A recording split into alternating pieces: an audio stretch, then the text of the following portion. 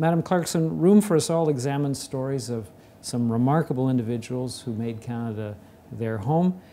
How would Canada have been a different place without them and those like them?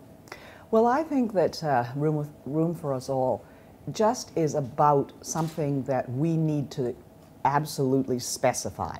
We have gotten used to the idea that we're an immigrant country, but we don't know the specific stories. And that's what Canada is a group of narratives that are running in parallel and that interlock. And that's why I felt a great identification with these 8 people that I chose to profile, because we are like one person. We are like parts of a prism, the colors in one prism, and it's one piece of glass. And we share a lot of things. The loss, a terrible loss under awful conditions of our countries.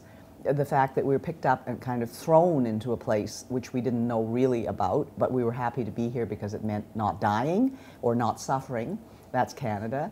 And the fact is that we came and became different. We became different because we came here.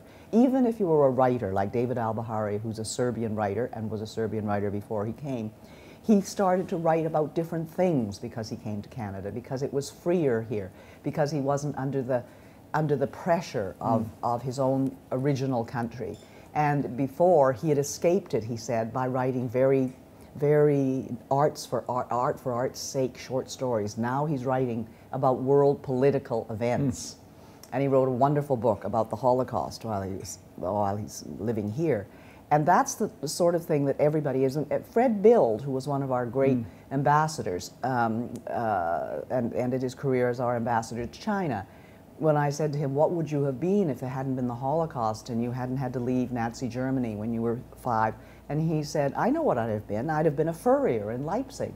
And that's the kind of transformational story that I think we need to know about. The Canada that I came to as a refugee and an immigrant was an all-white country full of people who knew about loss, because Canada is a country of poor people. Never let us forget that. Now that we're so affluent and we have everything, and it's all about whether we're going to have a 62-inch screen or a 48-inch screen, we think, oh, you know, that's the way it's always been. But I grew up in the 40s and 50s in this city of Ottawa when there were still privies in Le Breton Flats, when there wasn't indoor plumbing.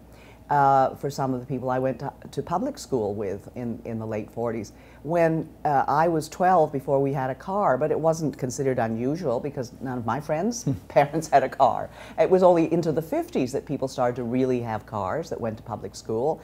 And I think that we, in our back of our minds, for ourselves or our parents or our grandparents, we know what loss is. Everybody who came to Canada was a loser. You know, the Irish were losers. The British who came were losers. The people who came from the Eastern Europe were losers. They came, why? Because there was land offered, because there was a healthier society, because they could get work, because they weren't going to die in teeming slums.